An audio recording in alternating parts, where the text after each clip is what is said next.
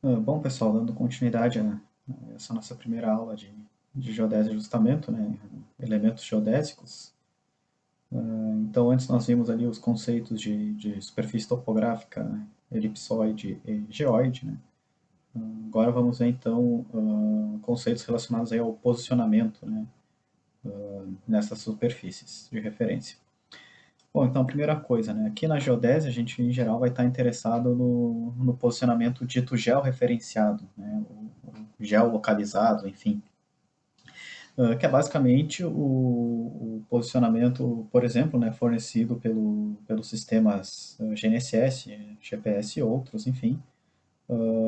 Mas é aquele posicionamento que a gente sabe onde está, né, no globo terrestre, né? A gente tem uma localização georreferenciada, né, geolocalizada em âmbito global, né? Se eu pegar essas coordenadas, né, da minha posição, né, e jogar no Google Earth, mostrando ali a margem de erro, né, do posicionamento das imagens do Google, enfim, mas eu vou cair ali, né, mais ou menos próximo do local onde eu de fato estou, né, ou seja, eu estou me localizando no globo terrestre, né, no planeta Terra. Então é o posicionamento dito georreferenciado, tá?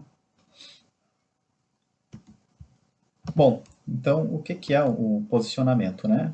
Basicamente é atribuir aí uma posição, né, a um ponto, né, um objeto, né, uma pessoa, um receptor, né, um marco geodésico, né, um ponto de controle, enfim, num sistema de coordenadas, tá? Então aí num sistema de referência, né, o caso mais fácil de entender é o caso do plano cartesiano, né? Então onde a gente está trabalhando aí com um posicionamento plano, né, planimétrico ou horizontal, né, ou 2D, bidimensional, enfim, onde a gente tem ali basicamente um eixo X, né, que a gente pode associar, por exemplo, né, com a direção leste-oeste, né, e um eixo Y, que a gente poderia associar com a direção norte-sul.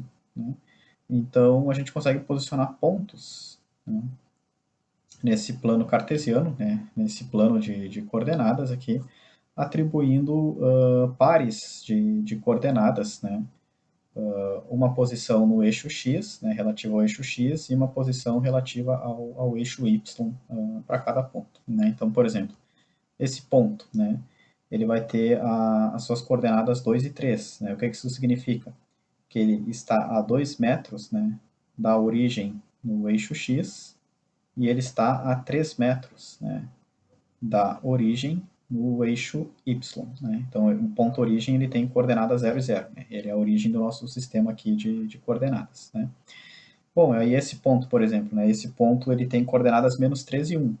Né? Significa que ele está a 3 metros à esquerda, né, da origem, tá? Por isso que a sua coordenada x é negativa, e ele está a 1 metro da origem no eixo y, né, coordenada positiva. Já esse ponto, por exemplo, né, ele tem coordenadas menos 1,5 e menos 2,5. Né? Então, significa que ele está a menos 1,5 metro, né? Ele está à esquerda da origem no eixo X, e menos 2,5, né? Então, 2,5 metros aqui abaixo, né? No eixo Y, tá? Então, por exemplo, né, a coordenada X é positiva a leste e negativa a oeste, a coordenada Y é positiva a norte e negativa ao sul, né, em relação à nossa origem, do nosso ponto origem aqui do sistema de coordenadas. Então, posicionamento cartesiano, né? Isso aqui é revisão, na verdade, né, das unidades anteriores, né? Vocês já viram isso, né? Já sabem se posicionar planimetricamente, né? Então, um plano de referência, como, por exemplo, um plano topográfico, né? Bom, a gente pode estender essa relação para o posicionamento tridimensional, né? Não tem muita diferença, né? A única novidade é que nós vamos acrescentar aqui uma coordenada vertical, né? Uma coordenada z, por exemplo, né? Altimétrica, que vai nos dar a distância do ponto, né, ao plano horizontal que eu estou trabalhando, por exemplo, ao plano topográfico. Né? E aí o z vai ser a cota daquele ponto. Né? Então, vai ter a sua coordenada x, né, direção leste-oeste, a sua coordenada y, direção norte-sul, mas ele também vai ter uma terceira coordenada z, né, a sua coordenada altimétrica, né, a sua cota, por exemplo, né, a sua distância vertical, né, em relação a esse plano de referência, né, plano topográfico, por exemplo. Então, posicionamento tridimensional, 3D. né, no espaço, né, espacial. Tem uma dimensão a mais. Então, enfim, então esses são os sistemas de coordenadas, né, chamadas cartesianas, né, então coordenadas no plano cartesiano e coordenadas cartesianas num espaço 3D. A grande questão é que aqui a gente vai ver esses sistemas de coordenadas, né, que me permitem localizar um ponto, só que georreferenciados, né, ou seja, considerando ali o globo terrestre, tá? Então, por exemplo, na topografia a gente pode ter um sistema arbitrário, né, um plano topográfico horizontal qualquer ali, que a gente arbitra a coordenada do ponto de estação como 1000 e 2000, por exemplo, né, x vale 1000 e y vale 2000, e a gente naponta a luneta para a torre de uma igreja, por exemplo, né, e zera a direção angular horizontal nesse alinhamento, né? Então ali seria o eixo Y, né, do sistema, né? Seria o azimuth zero, por assim dizer. Tá? 90 graus no sentido horário seria o eixo X, né? E está ali o nosso sistema de coordenadas arbitrário. Ele não é georreferenciado, né? Se eu fizer um levantamento nesse sistema de coordenadas, eu vou ter as posições dos pontos em relação ao meu ponto de estação, tá? Com essa orientação que eu defini, né? Zerando ali o azimuth na torre da igreja, né? E se eu jogar essas coordenadas de pontos, né, da estação, ou que eu depois descarreguei no AutoCAD, enfim, se eu jogar essa lista de pontos, né, esses pares de coordenadas XY no Google Earth, eu não vou chegar em lugar nenhum, né, porque não está georreferenciado, né, esse sistema não é georreferenciado, né, eu arbitrei uma origem para a estação e arbitrei ali uma direção de referência, ele é arbitrário, e não é georreferenciado, tá? Bom, então, né, quais são os sistemas de coordenadas, né, georreferenciados que nós vamos ver? O primeiro deles é o sistema de coordenadas cartesianas geocêntricas, tá? É a mesma ideia, né, do sistema de coordenadas cartesianas no espaço 3D. A única diferença é que esse sistema ele não é tão arbitrário assim, né? Então ele tem ali, né, uma definição que me permite localizar o ponto no globo terrestre, tá? Então, a origem dele é o dito geocentro, né, o centro da Terra, tá? Então, lá que é a origem dos três eixos, né, lá a coordenada valeria 0, 0, 0, tá? É a origem de tudo. O eixo X desse sistema, ele vai sair lá do centro da Terra e ele vai apontar na direção do meridiano de Greenwich. Tá? Então, aqui já começa, né, a ser georreferenciado, tá? O eixo X não é arbitrário, não foi apontado para uma torre de igreja. Ele sai do centro da Terra e vai na direção do meridiano de Greenwich.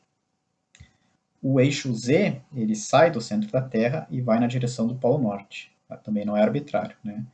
E ele é perpendicular ao eixo X, porque o eixo X está ali no plano equatorial, né? Então aqui dá um ângulo de 90 graus. E o eixo Y? Bom, o eixo Y ele vai ter essa direção saindo do centro da Terra até 90 graus de latitude leste, para fechar esse sistema dito destrógero, né, que segue a regra da mão direita. Tá? Então, se a gente deixa eu botar aqui, né, então, para fechar a orientação destrógera do sistema, né? Então, por exemplo, aqui, ó, o eixo X aqui, né, até vai ficar um pouco difícil vocês entenderem aqui, né, porque a minha mão está justamente na direção contrária ali, né. Mas, enfim, digamos que o meu indicador, né, seja o eixo X, ó, o polegar o eixo Z, né. Então, o eixo Y, para fechar o termo destrógero, né, fechar aqui a regra da mão direita, tá? Ele teria que apontar naquela direção, ele teria que sair para a direita. Se ele saísse para a esquerda, ele seria o sistema levógero, tá? Pela mão esquerda, enfim. Mas o eixo X ele poderia sair tanto para 90 graus leste quanto para 90 graus oeste. Saindo para 90 graus leste, ele é um sistema destrógero, regra da mão direita. Saindo para 90 graus oeste, seria um sistema levógero, regra da mão esquerda. Tá? Em ambos os casos, ele seria perpendicular tanto ao eixo Z quanto ao eixo X aqui no plano equatorial. Tá? Então, são três eixos perpendiculares entre si, né? Caracterizando aí um sistema de coordenadas cartesianas. Geocêntricas, porque a origem é o geocentro. Tá? E aí qualquer ponto aqui na superfície, né, terrestre, ele vai ter ali o seu trio de coordenadas x, y, z, né, que vai posicionar ele em relação a esse sistema, ou seja, né, vai nos dar a posição dele ali em âmbito global, né, uma posição dita georreferenciada. Tá? Bom, Qual que é o grande problema desse sistema, né? Então, esse sistema ele é muito útil para o posicionamento de GNSS, né? Para calcular ali as posições dos satélites e depois do receptor, enfim. Mas para nós usar no dia a dia, ele não é muito prático, né? Por que que ele não é muito prático? Porque essa orientação dos eixos, né, o x indo para Greenwich, o z indo para o Polo Norte, né, e o y saindo a 90 graus leste, não é um sistema, vamos assim dizer, plano e altimétrico, né? A gente não tem um eixo aqui norte-sul. Nós temos um eixo leste-oeste e não temos necessariamente um eixo altimétrico, uma coordenada vertical. Tá? Bom, um eixo norte-sul nós até podemos dizer que temos, que é o eixo Z, né? Mas o problema aqui é o x e o y, né? O eixo x ele não está necessariamente apontando numa direção leste-oeste, vai depender muito da minha localização geográfica aqui. E o eixo y também não. E assim como a questão altimétrica, né? Esses dois eixos, né, eles não estão apontando na direção vertical ali do local, né? Então, a gente não tem planimetria e altimetria separadamente, né? É tudo junto e misturado, né? Então, por exemplo, para esse ponto específico, tá? Porque aí essa orientação dos eixos, ela vai depender de cada ponto aqui no globo, tá, pessoal? Né? Então, para esse ponto em específico, por exemplo, ó, essa seria a direção, né, de um eixo norte-sul, essa seria a direção, né, de um eixo leste-oeste, e essa seria a direção aqui, né, de um eixo vertical, né?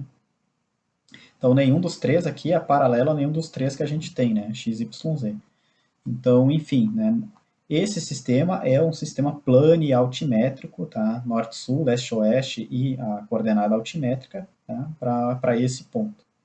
Tá? Essa orientação dos eixos, né? Que não é a mesma do sistema cartesiano geocêntrico. Tá? Então, nós não conseguimos falar, né, se a gente pegar as coordenadas x, y, z, né, x, y, z desse ponto, né, a gente não pode dizer, essa aqui é a leste, essa aqui é a norte, essa aqui é a vertical, né, tá tudo junto e misturado ali, porque os eixos estão, né, com uma outra orientação, uma outra rotação, em relação a um sistema que de fato seria um sistema plano e altimétrico para esse ponto, para esse local, tá? Então, o sistema cartesiano geocêntrico, né, ele não é utilizado na prática, assim, né, ele é utilizado nos softwares, né, como falei, para cálculo do GNSS, processamento de dados do GNSS, enfim, mas o usuário, né, em geral, ele vai transformar, né, vai configurar o software, enfim, né, para trabalhar com um outro sistema de coordenadas que seja mais intuitivo para aplicações práticas, né, ou seja, que tenha planimetria e altimetria separadamente, tá? Então, o sistema cartesiano geocêntrico, ele é 3D, ele é tridimensional, mas ele não é plano e altimétrico. Ele não tem planimetria e altimetria separadamente, em geral, né? Cada local do mundo ali vai ter uma orientação dos eixos adequadas né, que iria garantir esse sistema tridimensional e plano e altimétrico para aquela região, tá? Bom, então, para a gente contornar esse problema, a gente pode trabalhar com as coordenadas geodésicas, né? Latitude, longitude e altitude elipsoidal. Tá? Também conhecidas aí como φ lambda h, né?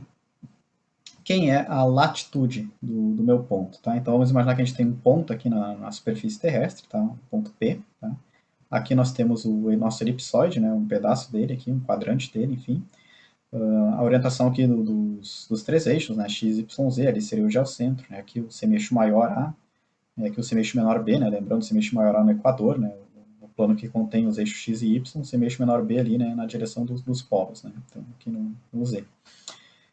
Bom, a latitude do ponto, pessoal, então ela vai ser esse ângulo aqui, ó, formado entre a normal do ponto, tá? Essa linha aqui, e a sua projeção no equador, né, no plano equatorial, tá? Então é esse ângulo φ, aqui, ó, a letra grega φ, né, representado. Quem é a normal do ponto? A normal do ponto é essa linha que sai do ponto e intercepta o elipsoide, ó, a 90 graus, de forma perpendicular. Tá? Como o elipsoide é achatado, não é uma esfera, né, a normal não vai ir até o centro. Né? Ela iria até o centro, né, se fosse uma esfera. Como não é, como o elipsoide é achatado, ela vai passar em algum outro ponto qualquer lá. Enfim, não interessa. Mas o importante é essa definição. Né? Então, a latitude é esse ângulo, vamos assim dizer, na direção norte-sul, tá? Na direção perpendicular aqui, né, ao equador, tá? Daquele ponto. Ela vai ser positiva se a gente estiver no hemisfério norte, né, como esse caso, e ela vai ser negativa se a gente estiver abaixo da linha do Equador, no hemisfério sul. Né, é o caso aqui em geral do Brasil, né, Florianópolis. e ela varia entre 0 e 90 graus, né? A latitude vale 0 no Equador, tá? Não tem ângulo, né? E ela vai aumentando, né, até chegar no polo, né? Como o polo e o Equador vão fazer um ângulo de 90 graus, né? No caso, a latitude do Polo Norte vale 90 graus positivo, a latitude do Polo Sul vale 90 graus negativo, tá? Então é esse ângulo na direção norte-sul em relação ao plano equatorial, grosso modo. E a longitude? Bom, a longitude é um outro ângulo, né? Só que agora, ao invés de a gente trabalhar com a direção norte-sul, a gente vai trabalhar com a direção leste e oeste, tá? Então, a longitude é o ângulo entre o meridiano de Greenwich, tá? Que é esse meridiano aqui, ó, a gente vê pelo eixo X, ó, e o meridiano do ponto, tá? E o meridiano daquele ponto que eu estou considerando, tá? Então, a longitude é esse ângulo lambda, tá? No plano equatorial, da direção do meridiano de Greenwich até a direção do meridiano do ponto, tá? É a longitude, né? Bom, esse ângulo ele pode variar de 0 a 180 graus, né? Uma meia volta, para o hemisfério leste e de 0 a 180 graus, né, para o hemisfério oeste, né, uma meia volta para o outro lado, né, para o hemisfério oeste. Então, o valor da longitude ele se situa entre 0 graus e 180, tá? Em Greenwich ele vale 0 graus, tá? No antimeridiano de Greenwich vale 180, tá? Então ele se situa entre 0 e 180. Ele é positivo, né, a longitude é positiva se o ponto está a leste de Greenwich, tá? Então ali a Ásia, por exemplo, né? E ele é negativo se o ponto está a oeste de Greenwich, né, que é o caso aqui da América do Sul, por exemplo. Tá? Então aqui no Brasil, né, em geral, a gente vai ter longitudes negativas e para os pontos abaixo da linha do Equador, né, praticamente toda a região, latitudes negativas também. Tá? Latitude varia entre 0 e 90, né, e a longitude entre 0 e 180. Latitude do Equador, 0, né, longitude de Greenwich, 0. Tá? Então são dois ângulos, né? Latitude norte-sul e longitude leste-oeste. Então com isso a gente consegue localizar o ponto no elipsoide, tá? Entenderam? Né? Para um ponto no elipsoide, ele só vai ter um par de latitude e longitude. Consigo achar ele sem dúvida nenhuma. Aí se eu estou interessado num posicionamento tridimensional, aí eu vou ter a terceira coordenada, que é a altitude elipsoidal, né? Hzinho, que vai ser a distância do ponto até o elipsoide, né? Contada ao longo da normal, né? Mais uma vez, tá? Então, tendo latitude e longitude, eu localizo o ponto no elipsoide, vamos assim dizer, né? Cada ponto no elipsoide só vai ter um par de coordenadas, né? Latitude e longitude, φ e lambda. Mas se eu ainda quero a altitude, né, a distância do ponto na superfície topográfica, né, que não necessariamente a superfície topográfica coincide com o elipsoide, aí eu também tenho essa terceira coordenada, que é a coordenada altimétrica, que é a altitude elipsoidal, que é a distância do ponto até o elipsoide contada ao longo da normal, Hzinho, tá? Letra grega φ para latitude, letra grega lambda para longitude e o Hzinho minúsculo, né, representando a altitude elipsoidal. Então esse é o sistema de coordenadas geodésicas, tá? Qual que é o problema desse sistema, né, das coordenadas geodésicas? Né? É que a gente tem um sistema planealtimétrico, vamos assim dizer, né, leste-oeste, norte-sul, né, um posicionamento no elipsoide, né, somente pela latitude e pela longitude, e uma coordenada vertical, né, altimétrica, que é a altitude elipsoidal. Né? Então ele é um sistema plano e altimétrico, a gente consegue separar planimetria de altimetria, né, direção norte-sul, direção leste-oeste e uma coordenada vertical, né, uma altitude. O problema é que ele duas das coordenadas, né, a latitude e a longitude, são expressas em graus, né, graus, minutos e segundos, né, graus sexagesimais, enfim. E geralmente a gente não vai trabalhar com coordenadas em graus, né, porque vai ficar difícil calcular distâncias, né, considerando coordenadas em graus e tudo mais. A gente prefere trabalhar com coordenadas métricas, né, coordenadas lineares, né, coordenadas que a gente consegue transformar em distâncias lineares, métricas, enfim, sem problemas, tá? Então, as coordenadas geodésicas têm essa vantagem em relação às cartesianas geocêntricas, né? São plano e altimétricas e tridimensionais, né? E georreferenciadas, né? Também. Porém, a desvantagem é que a gente trabalha com grandezas angulares, né? Na latitude e na longitude, né? Então, e não com grandezas lineares, tá?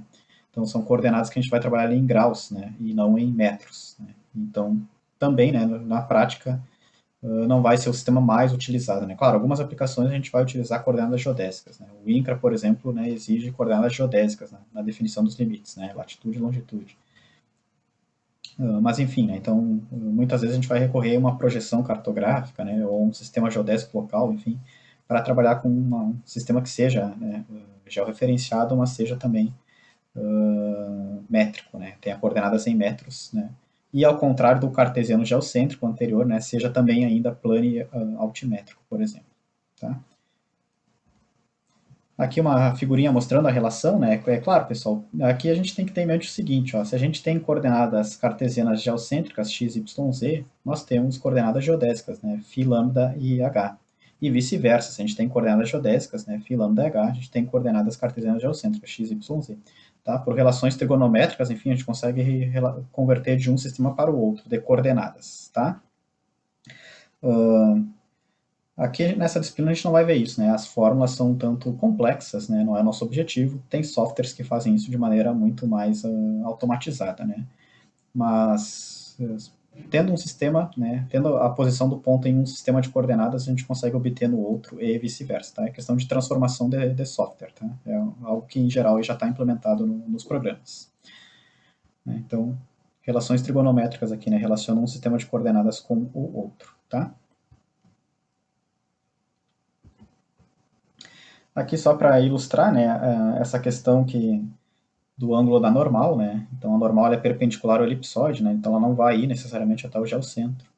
Tá? Então só para isso aqui é mais a título de curiosidade mesmo, né? Se a gente quiser esse ângulo, né, do plano equatorial, né, passando ali no ponto, né, mas que não contado ao longo da normal e sim contado numa linha, né, que vai até o geocentro, né, que vai até, a gente tem a chamada latitude geocêntrica. Tá? Então a gente não vai utilizar mais a normal como referência, né, e sim aquela linha que sai do ponto e vai até o geocentro, né, que não é mais a normal. Aí essa latitude vai ser a chamada latitude geocêntrica. Tá? Nesse exemplo, né, uma diferença aí de 11 minutos, né, entre as duas, mais 11 minutos e 44 segundos, enfim, entre a latitude geodésica, tá, referenciada ao elipsoide, né, pela normal, e a latitude geocêntrica, né, indo ali até o geocentro. Só vão coincidir, né, no polo, né, nos polos e para pontos no Equador. Né. Então, em demais casos, aí vai haver uma pequena diferença entre elas. Bom, e uma outra questão é o desvio da vertical, né, que a gente já viu bastante ali na aula introdutória, lá, né, na aula 0, né, nos vídeos anteriores. Né. Então, na prática, né, pessoal, a gente vai sempre instalar e nivelar o equipamento pela vertical, pela direção da gravidade, tá? Mas como vocês estão vendo, a gente está falando de elipsoide, a gente está falando de normal, né? Então, muitas vezes os cálculos serão feitos na normal. Né? Então, considerando que o equipamento estava nivelado ali, né, em relação ao normal, a grosso modo, vamos assim dizer. Né? Dificilmente a gente vai conhecer esse valor, né, o valor do desvio da vertical, né, o ângulo entre a normal ao elipsoide e a vertical da gravidade, para corrigir ali, né, fazer a redução das observações que a gente mediu, o ângulo, distância, enfim, até mesmo desnível, se fosse o caso. Né. Então, isso vai acarretar um erro aí, né, pode acarretar um erro no transporte de coordenadas horizontais, tá? Então, quando a gente está trabalhando com estação total, por exemplo, né, e quer obter coordenadas georreferenciadas, né, latitude e longitude, por exemplo, transporte de coordenadas, né, a gente vai instalar a estação total pela vertical e vai sair medindo, né, pelo plano topográfico vertical, né, e enfim, né. Se a gente fosse ser rigorosos, a gente deveria corrigir ali o valor do desvio da vertical, né, nos ângulos e distâncias que a gente obtém dessa forma, para poder, enfim, obter ali a latitude e a longitude, as coordenadas já referenciadas, né, dos pontos levantados. Tá? Mas, enfim, aí foge aqui do escopo dessa disciplina. Né? Não é um procedimento tão trivial assim, né, determinar o desvio da vertical e fazer esse tipo de correção. Tá? Só para vocês terem ideia que, né, a rigor, né, isso existe. Né? Então, a gente faz aproximações teóricas, né, mas a realidade é mais complexa. E aqui é um exemplo bem fácil de ver, né? Então, o nível, né, nivelado pela vertical, né? Então, ali pela direção da vertical, né, perpendicular ao geóide, por exemplo, né? E aí ele vai ter essas leituras, né, nas duas miras, né? Então, a ré e a avante, né? O nível estando nivelado pela vertical. Se ele tivesse sido nivelado pela normal, o que é impossível na prática, porque não tem como a gente obter a normal em campo na prática, né? Ela é um conceito abstrato, imaginário, né? Ela não tem significado físico, né? Ao contrário da vertical, por exemplo. Mas, enfim, o nível teria outras leituras, né? Tanto a ré quanto a avante, teria um outro desnível. Então, claro, os desníveis no elipsoide, né? Os desníveis elipsoidais, né? As diferenças de altitudes elipsoidais não são iguais aos desníveis no geoide, né? As diferenças das altitudes vinculadas ao geoide, né? Então, por isso que tem essa questão da altimetria com significado físico, né? Que o GNSS, por exemplo, não fornece, né? O GNSS vai fornecer aquela altitude vinculada ao elipsoide, né? Matemática, geométrica, enfim, sem significado físico, tá? Então, na prática, aí, o desvio da vertical vai estar atuando, né? E, enfim, vai ser uma fonte de erro sistemático ali presente no nosso posicionamento, né? Que, em geral, a gente não vai corrigir, vai negligenciar, né? Bom, aqui também é mais a título de curiosidade, né? Vai que vocês vão fazer um concurso público e cai alguma questão nesse sentido, enfim, é mais para desencargo de consciência, né? Mas se a gente obtivesse uma latitude astronômica, né, por métodos astronômicos, instalando e nivelando o equipamento pela vertical, né, essa latitude é chamada de latitude astronômica, tá, pela vertical, né, que é diferente da latitude geodésica, que é pela normal, né. Também é diferente daquela latitude geocentro que nós já vimos, né, que é em direção ao geocentro, né, então nem normal nem vertical, né, vai até o geocentro. Enfim, então tem essas três latitudes são conceitualmente diferentes, né. Hoje em dia, né, dificilmente vocês vão determinar essa latitude astronômica, né? Mas isso era muito utilizado antigamente, né? Para nos métodos astrogeodésicos, enfim, quando a gente queria determinar o desvio da vertical, por exemplo, né? Ou na triangulação, né? Para fazer a checagem ali, né? Dos cálculos dos triângulos em relação a pontos de controle astronômicos, os chamados pontos de Laplace, enfim. Aí se trabalhar com esse tipo de conceito, tá, pessoal? De latitude geodésica e latitude astronômica, né? Hoje em dia, né, é mais aí a título de curiosidade mesmo, né? Pode eventualmente cair numa questão de concurso público, enfim. Mas só para saber essa diferença, né? E o mesmo vale para a longitude, tá, pessoal? Né? Então, a longitude geodésica, né, seria ali pela normal, né? Pelo meridiano contado definido pela normal do ponto.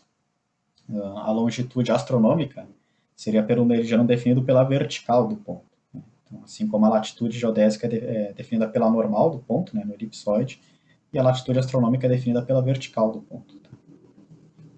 O desvio da vertical, né, afeta ambas aí, né? Afetaria ambas tanto a latitude quanto a longitude, né? Bom, em termos de planimetria é isso, tá, pessoal? Latitude e longitude, né? Por enquanto, depois nós vamos ver projeções cartográficas, né? Que aí é quando a gente quer trabalhar com coordenadas métricas, né? Georreferenciadas, enfim, né? E falando ali em norte-sul, leste-oeste, né? Enfim, ao contrário do cartesiano geocêntrico. Mas daí isso vai ser um assunto mais para frente aqui ao longo da unidade curricular, tá? Por enquanto, para nós é útil, né? É suficiente, né? Conhecer o sistema de coordenadas cartesiano geocêntrico, x, y, z, tá? E as coordenadas geodésicas, né? Φ, lambda e h, latitude, longitude e altitude elipsoidal, tá? Bom, isso é geométrico, né? Isso é no elipsoide, tá? Como a gente já viu, né, tem a física, a força da gravidade, enfim, tem um grande papel também na geodésia, nas medições geodésicas, né, faz diferença, né, se vocês forem lembrar lá que eu comentei o erro lá no fechamento do Himalaia lá, né, de centenas de metros e tudo mais, né. Então, na prática a gente vai ter uma outra altitude aqui, né, que é a chamada altitude ortométrica, tá, que seria a distância, né, entre o ponto que a gente quer determinar a altitude, né, o ponto na superfície ali, e o geóide, tá? Essa superfície equipotencial, né, coincidente com o nível do médio e médios mares não perturbados, né, que a gente já viu. E essa altitude, ela vai ser contada ao longo da vertical, né, ao longo da direção da gravidade, né? E não necessariamente vai ser uma linha reta, tá? Claro que essa curvatura é pequena, tá, pessoal? Mas, enfim, a rigor existe uma curvatura aqui porque o campo gravitacional, né, não é constante, enfim, não é homogêneo. Então, seria essa a distância contada ao longo da vertical, né, da linha de prumo, né, do ponto até o geóide.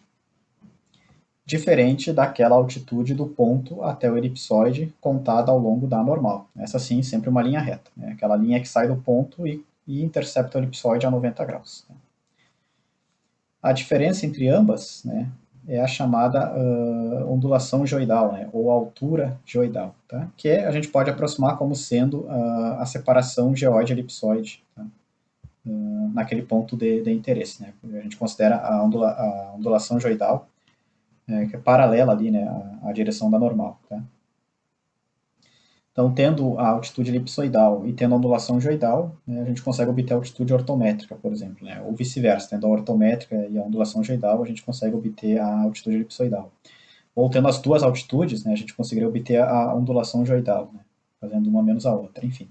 Então, isso é um assunto de extrema importância, né, também, e a gente vai ver em mais detalhes ao longo da disciplina também, tá?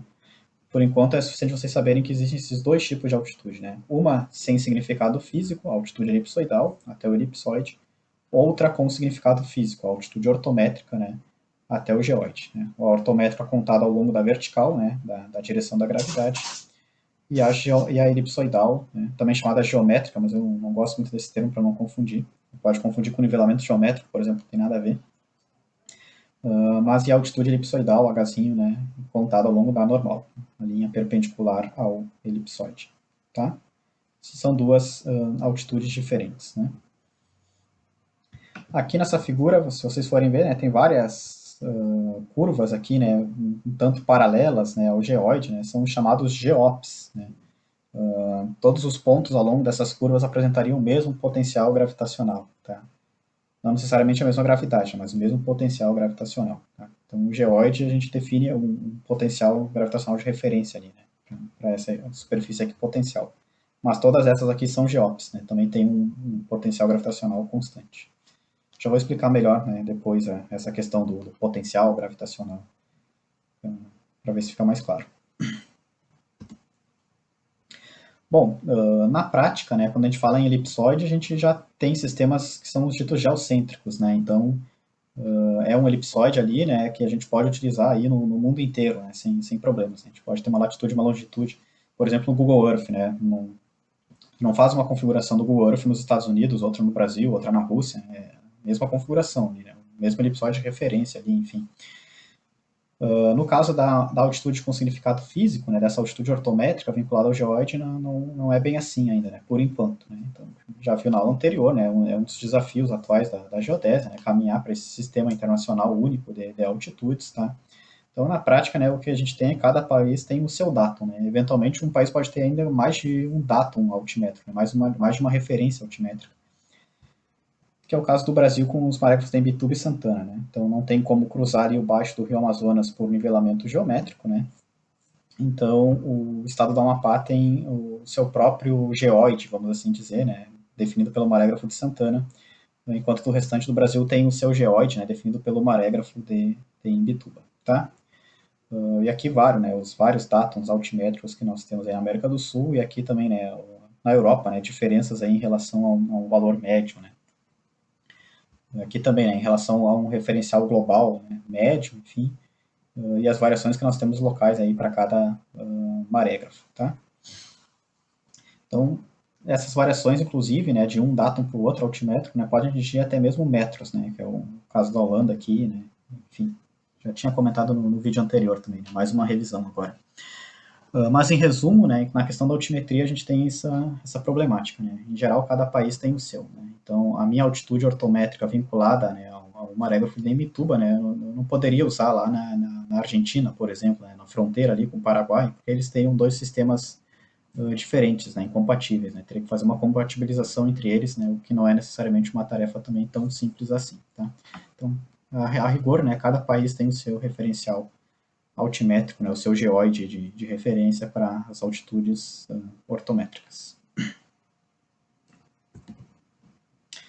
Aqui é a mesma figurinha, né, ela só é um pouco estendida, né, daquela que a gente viu das coordenadas cartesianas geocêntricas e geodésicas, né, mas aqui é legal que ele também desenha um esboço de um geoide, né, e aí se adiciona aqui, né, a altitude ortométrica até o geoide, Hzão, né, do ponto, bem como a ondulação, a altura geoidal Nzão do ponto. Né? Altitude elipsoidal Hzinho, altitude ortométrica Hzão. Tá? E ondulação geoidal, né? Diferença geóide-elipsoide, diferença entre as duas altitudes, Nzão, tá? Maiúsculo.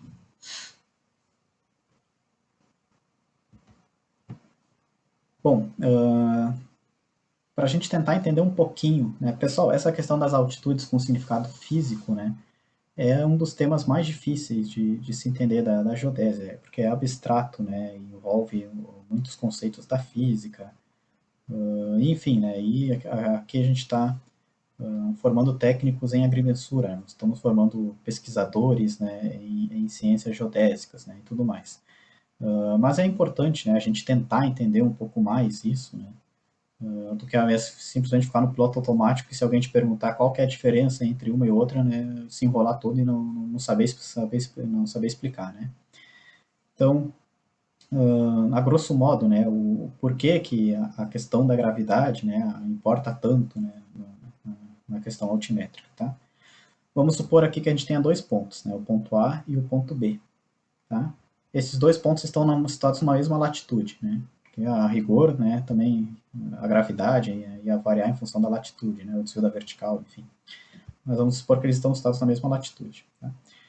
O ponto A, né, ele tem esse grande objeto maciço aqui embaixo dele, né? Vamos supor que é uma rocha bem densa, inclusive, né? O ponto B não, né? O ponto B está lá no topo de um prédio, né? Então, tem muito menos massa ali, né? Embaixo dele, né? Tem muito mais ar livre aqui, né? Abaixo dele, tá? Bom, beleza, mas ambos têm a mesma latitude. Né? O que acontece, pessoal? Vamos supor que os dois tenham ali a mesma altura também, né? A mesma altura em que sentido, né? A mesma altitude em relação ao elipsoide. Tá? Vamos imaginar que tem passando aqui embaixo um elipsoide, né?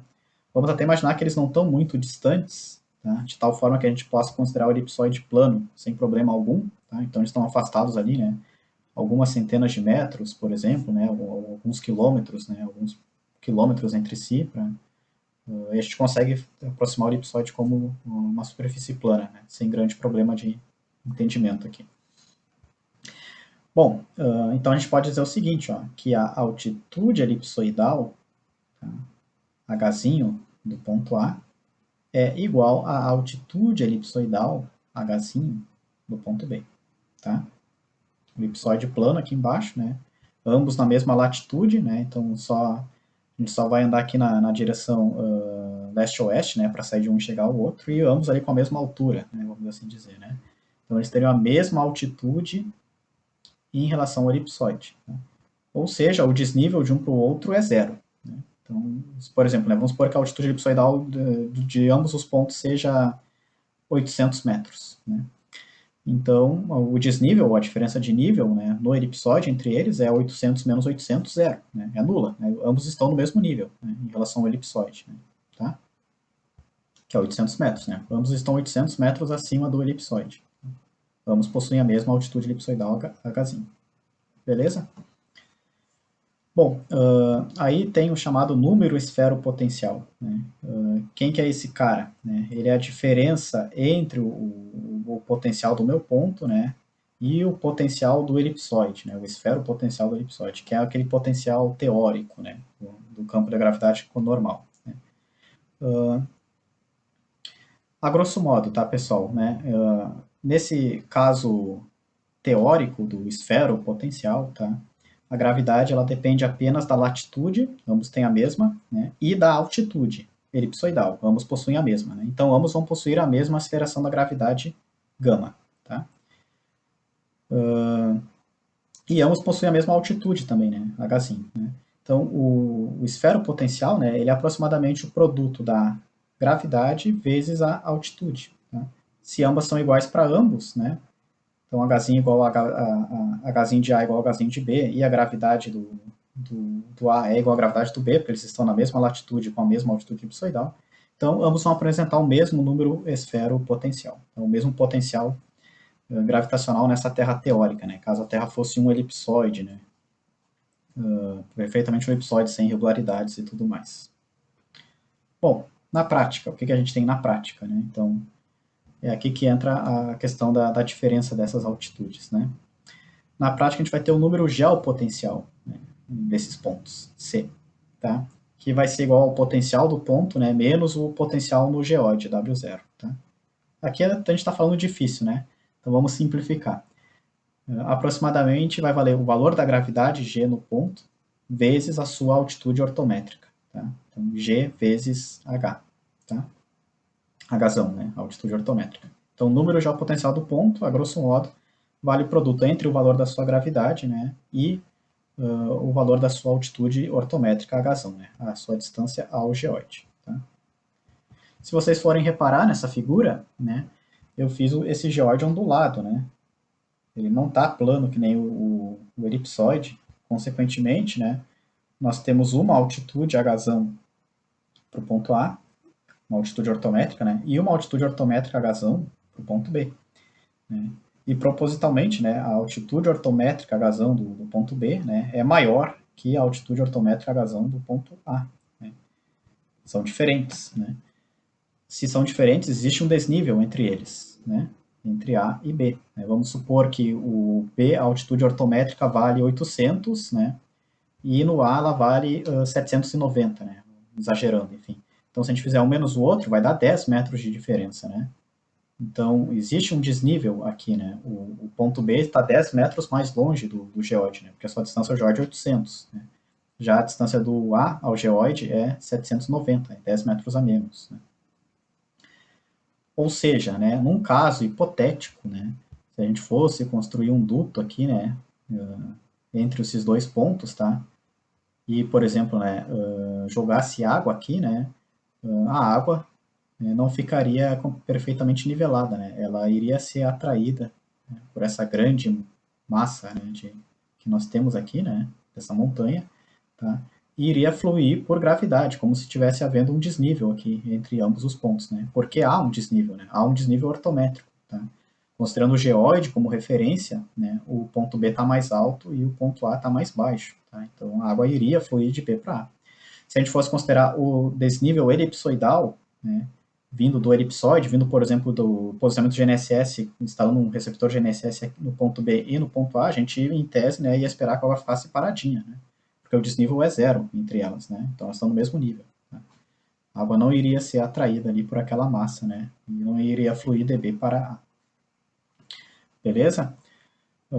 E por que, né? Vamos só para mostrar aqui, né? Por que o geóide, nesse caso, né, ele está mais próximo do ponto A e mais distante do ponto B, tá? Então, assim, ó, pessoal, isso realmente, né, é um assunto aí que seria mais a nível de pós-graduação, né, ou talvez num curso de engenharia, né, para entender melhor. Mas, a grosso modo, a gente vai dizer o seguinte, ó, o potencial gravitacional de um ponto é o trabalho, tá, que o campo gravitacional da Terra teria, né, para mover um ponto lá do infinito, vamos assim dizer, até a posição que ele se ocupa, né, entenderam? Então, quanto de trabalho, né, que o campo gravitacional da Terra teria que fazer para tirar um ponto lá do infinito e trazer ele até a posição que ele está atualmente, onde ele se encontra. Tá? Esse é o potencial gravitacional de um ponto. Como é que o campo gravitacional vai mover ele? Vai atrair ele pela gravidade, né? Pela força gravitacional. Né? Vai fazer uma força, vai puxar aquele ponto, né, para até aquele local. Né? Essa é a definição da gravidade. Né? Então, um objeto muito massivo, né, ele vai atrair pontos ali, né, que estejam distantes dele, né, enfim, vai atrair eles para a sua superfície. Tá? E quem que é o tal do trabalho? Né? O trabalho na física, né, ele é basicamente, né, grosseiramente falando, é a força vezes a distância. Tá? Força vezes distância, isso dá o trabalho. Tá? Também tem a questão da massa, né? Obviamente, um objeto mais pesado, né, vai ser mais difícil, né, de puxar ele. Um objeto mais leve vai ser mais fácil, enfim. Então, para simplificar a análise, a gente trabalha com potencial. A gente considera o valor que seria necessário para transportar uma massa igual a 1 kg, né, unitária. Daí a gente tira essa questão da massa da jogada. Tá? Daí a gente só trabalha. Então, sempre que a gente está falando disso, a gente está falando para um corpo que pese 1 kg, tá? Para simplificar a nossa análise. Claro, né, porque transportar 1 quilo, né, é muito mais fácil do que transportar uma tonelada, né, saindo da mesma posição inicial para a mesma posição final. Enfim, então a gente tira a massa do objeto da jogada e trabalha com essa questão do potencial, né, o trabalho por unidade de massa. Enfim, então o objeto deu 1 quilo. Né. Vamos imaginar o seguinte, ó, pessoal. Para sair lá do infinito, tá, e chegar até o geóide, né, então agora o geóide é uma superfície equipotencial, ou seja, né, todos os seus pontos possuem o mesmo potencial gravitacional. Tá? Ou seja, o trabalho que o campo gravitacional teria que fazer para transportar um objeto lá do infinito, né, até cada um de seus pontos é o mesmo. Tá? Essa é a ideia. Essa é uma superfície equipotencial. Tá? Então, vamos supor que ele saiu lá do infinito, né, esse corpo, e agora ele está vindo por aqui, ó, né, ele chegou aqui, por exemplo, na posição do A. O que acontece, né? Essa grande massa de montanha aqui, né, vai facilitar o trabalho do campo gravitacional, né? Aqui vai ter uma força, né, um excesso de massa que vai estar trabalhando a favor do campo gravitacional, e aí o objeto vai ser puxado com uma gravidade maior, né? Mas, se trabalho é força vezes deslocamento, né, se teve mais força, ele precisa se deslocar menos. Então ele para aqui. Essa é a ideia, tá? Agora, saindo lá do infinito, né, e passando aqui pela posição do B. Chegando aqui, o campo gravitacional não vai ser tão intenso, né, afetando aquele ponto. Por quê? Porque não vai ter uma grande massa de montanha ali embaixo, né? Tem um prédio ali, enfim, né? Poderia até ter mesmo ar livre, né? Outro exemplo. Então, ele vai ser puxado por uma força mais fraca, vamos assim dizer, um pouco mais fraca, né, pessoal? Porque, claro, tem a massa da Terra como um todo, né? Essas diferenças que a gente está falando são muito pequenas, né? Mas enfim, então ele vai ser puxado com uma força mais fraca, então ele trabalha força vezes distância, né? Então se ele tem uma força mais fraca, ele tem que ser puxado por uma distância maior. E aí ele vai parar aqui, né? Então ele vai parar um pouco, ele vai caminhar um pouco mais, né, do que ele tem que caminhar aqui, tá? Então esse ponto no geóide tem o mesmo potencial gravitacional que esse ponto no geóide, né? O trabalho que o campo gravitacional teve para mover um ponto lá do infinito até esse camarada aqui, ó, é o mesmo trabalho que o campo gravitacional terrestre teve, né, para mover um ponto do lado infinito até esse ponto aqui, né? Um corpo ali de 1 quilo em ambos os casos, enfim. Então essa é a ideia da superfície equipotencial, tá? E aí, enfim, né, daí a gente consegue enxergar ela visualmente como sendo o nível do mar, por exemplo, né? Então, não perturbado, né? Então, em tese ali, né, o trabalho que o campo gravitacional teria para mover um ponto lá do infinito até qualquer ponto ali, né, sobre o nível da água em equilíbrio seria o mesmo, né? E é por isso que ele está nivelado, né? Então, a água já se nivelou, né? Então, se a gente ela não vai ter um gradiente ali, né, que vai afundar, enfim, subir, ela está nivelada, né? Então, ali é uma superfície equipotencial. Todos os pontos naquela superfície apresentam o mesmo potencial gravitacional. Então, de forma geral, é isso, tá, pessoal? Né? Tem toda uma matemática complexa por trás, né? Enfim, realmente são conceitos abstratos, né? Mas é importante para nós, né, mais uma vez, né, saber que essas diferenças existem, né, e que elas podem ser significativas, né, e que dependendo da aplicação, né, eu vou estar interessado, né, em uma altitude com significado físico, né, ao invés daquela altitude com significado meramente geométrico, matemático, né, que é a altitude elipsoidal que o GNSS fornece em relação ao elipsoide, né, não em relação ao geoide, tá?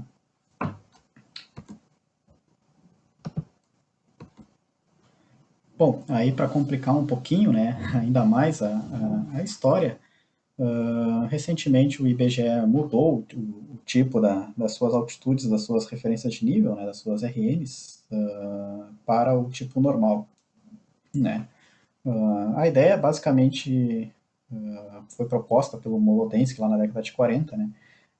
A rigor, para se calcular altitudes ortométricas, né, teria que se fazer o nivelamento geométrico, mas também teria que se observar medições da gravidade, né, com gravímetro, né, justamente porque a gravidade tem um papel aí importante na equação. E ainda teria que se conhecer a distribuição, né, a densidade de massas, né, desde o ponto, né, lá na superfície topográfica até o geóide, tá? Para conseguir fazer ali as corretas reduções gravimétricas aí, né? Porque, claro, né, faz muita diferença se o objeto que está ali, né, entre o ponto e o geóide, né, é um grande maciço ali, né, ou se é um material mais leve, né, se é a água, por exemplo. Enfim, então a densidade também tem um papel importante na equação.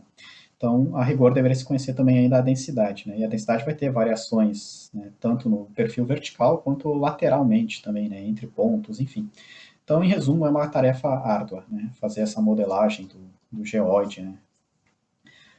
Então, Molodensky propôs uma outro tipo de altitude, que é a altitude normal, que ela não dispensa, né, observações da gravidade, né. Se a gente está falando em altitude com significado físico, né, a gente está falando de gravimetria, né. Mas, em contrapartida, ela dispensa essa questão do conhecimento, né, da densidade de massas, né, da distribuição de densidade de massas aí, ao longo aí, né, da superfície do ponto até o tal do geoide. E isso facilitaria muito, né, a sua implantação prática, né, por assim dizer. Né? Então, seria um modelo mais simplificado. Né? Bom, aí qual que é essa altitude que o Molodensky propôs? Né? É a chamada altitude normal, onde a gente não vai mais trabalhar com o geoide, nós vamos trabalhar agora com o quase geoide. Né? E aí nós não vamos mais falar em ondulação geoidal. Né? A gente vai agora tratar da diferença, da separação, né, do elipsoide ao quase geoide, que vai ser a chamada anomalia da altitude. Tá? Então, só a título de curiosidade, né, para a gente não ficar numa definição circular aqui, né, o que ocorre? Né?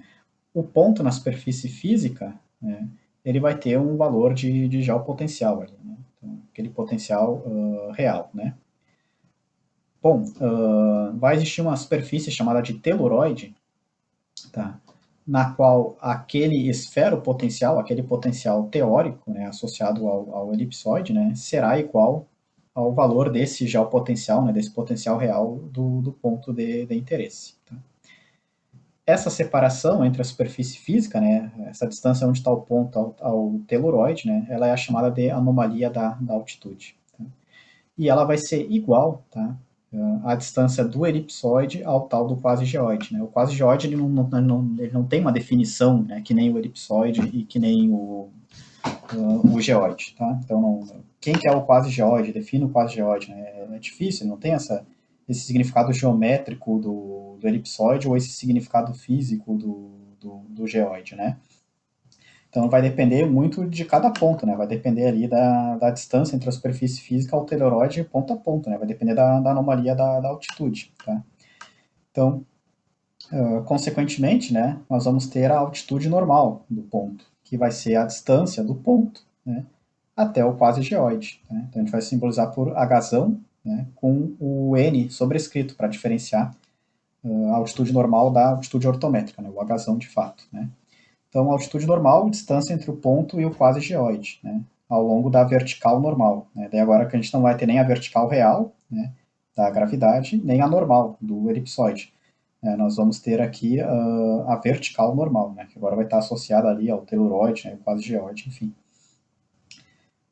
E essa distância, né, do ponto até o quase geoide vai ser igual à distância do teluroide ao elipsoide, né, enfim. Então, é uma altitude intermediária, né? Essa altitude normal, né? É uma altitude aproximada aí, né? Da ortométrica, né? Que leva em conta a questão da gravidade, né? Mas não leva em conta a questão da distribuição de massas, né? Da densidade de massas da superfície física até o geoide, tá? Então, a gente trabalha com outro tipo de altitude, né? Uma outra distância vertical, com significado físico, né? Que é a altitude normal, e a gente trabalha com uma outra superfície de referência, né, que não o geoide e sim o quase-geoide. Tá? E essa separação, né, entre o elipsoide de referência e o quase-geoide, né, é a anomalia de altitude, né, similar, né, à ideia da ondulação geoidal, né, Nzão, que seria ali a distância do elipsoide ao geoide. Tá? Então, só para enfatizar, né, aqui nessa figurinha tem todos os conceitos, né, altitude elipsoidal, Hzinho, distância do ponto na superfície até o elipsoide de referência, ao longo da normal. Né? A altitude ortométrica, a distância do ponto na superfície até o geoide, ao longo da vertical, Hzão. A altitude normal, distância do ponto na superfície, né, até o quase geoide, ao longo da vertical normal, Hzão N. Né? Separação geoide-elipsoide, né? Ondulação geoidal N. Separação quase geoide-elipsoide, anomalia da altitude zeta, tá? Aqui é a letra grega zeta, tá? Que é igual, né, à separação da superfície física ao teluroide, né, no mesmo ponto. Né? Anomalia da altitude zeta. Beleza? E aqui, só para ilustrar, né, então, a normal, né, a vertical real, né, aquela linha curva, né, e a altitude ortométrica, né, o Hzão, que é a distância do ponto até o geoide ao longo da vertical real. Né. Em contrapartida, aqui a gente teria a altitude elipsoidal, Hzinho, que é a distância do ponto na superfície até o elipsoide, né, pela normal, né, perpendicular ao elipsoide, Hzinho.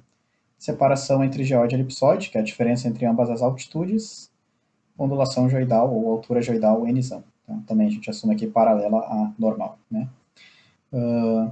Isso seria o ideal, né? Uma aproximação, né? Vindo da teoria do Molodensky, então a gente tem um ponto na superfície topográfica, né? Tem a sua altitude normal, desculpa, a sua altitude elipsoidal, Hzinho, né, minúsculo, distância do ponto até o elipsoide contada ao longo da normal, né, perpendicular ao elipsoide. E também temos a linha da vertical normal, né, que vai levar a distância do ponto até o quase geóide. Né? Então, também vai interpretar o quase geóide de forma perpendicular, Hzão com o sobrescrito Nzão, né? Hzão N. Né? Separação elipsoide quase geóide nesse ponto, a anomalia da altitude zeta. Tá? Então, na prática, vamos assim dizer, né, embora tenha diferenças teóricas, conceituais e tudo mais aqui, né, mas na prática a gente troca o conceito de altitude ortométrica para altitude normal, né, e troca o conceito ali de ondulação geoidal, né, ou altura geoidal, para anomalia da altitude. Né. Se fosse ser mais rigoroso, né, também troca o conceito de vertical real, né, da vertical mesmo, de fato, né, a direção da gravidade, né, pela vertical normal. Né. E o elipsoide permanece como uma referência em ambos os casos, né? É a figura geométrica ali, né? Então, a altitude elipsoidal, Hzinho, enfim, a normal, o elipsoide, permanecem como uma referência para ambos os casos, né? Isso a gente obtém com o posicionamento GNSS, por exemplo, né? Essa altitude. Então, é a referência geométrica aí, né? E a gente embute o aspecto físico, seja de forma mais rigorosa pelo geóide, né? Seja de uma forma um pouco mais simplificada pelo quase geóide. Beleza? Então, a grosso modo é isso, pessoal, né? Esses são os principais sistemas de coordenadas, né, de posicionamento que a gente precisa saber em geodésia, né, georreferenciados, né? Então, o sistema cartesiano geocêntrico, x, y, z, né? Tridimensional, cartesiano, né, georreferenciado, porém não tem planimetria e altimetria separadamente, né? Aí, se eu quero um sistema plano e altimétrico, planimetria de um lado, altimetria do outro, né? Eu posso trabalhar, por exemplo, com as coordenadas geodésicas, latitude e longitude, φ e lambda, né, e altitude elipsoidal Hzinho. O problema desse sistema é que a latitude e a longitude são expressas em graus, né, e não em metros. Né. E o problema da altitude elipsoidal Hzinho é que ela não tem significado físico. Né. Aí se eu quero altitudes com significado físico, aí eu posso rigorosamente recorrer ao geóide, né, então eu teria a altitude ortométrica até o geóide, ou a altitude normal até o quase geóide, né, de uma maneira simplificada. Separação geóide elipsoide, ondulação geoidal, separação quase geóide, elipsoide, anomalia da altitude, né? Letra grega zeta, tá? Então, notem que é a primeira aula, né, e já é uma série de conceitos aí, né, então é importante vocês estarem sempre estudando, né, e acompanhando, né, fazendo a leitura do nosso livro, né, do nosso livro digital, participando, né, das aulas, dos encontros para resolução de dúvidas, enfim, né? Mas nesse primeiro momento é muita informação, né? O conteúdo é um pouco mais indigesto, mas ao longo aí da disciplina, se vocês estiverem acompanhando, se vocês estiverem se dedicando, se vocês estiverem estudando, né? Se vocês estiverem cumprindo o papel de estudantes, né? Aí vocês devem ir assimilando esse conteúdo, né? E logo vocês vão ver as aplicações práticas, né? Então a gente vai ter uma série de exercícios aí de caráter aplicado, né? Prático, com dados reais, enfim, que vai mostrar o quanto isso afeta, né, no dia a dia, né? Na prática mesmo, né? Então, qual que é a diferença de se considerar apenas o plano topográfico, né, e considerar todas essas questões que a gente está falando, né, de elipsoide, geóide e etc. Tá?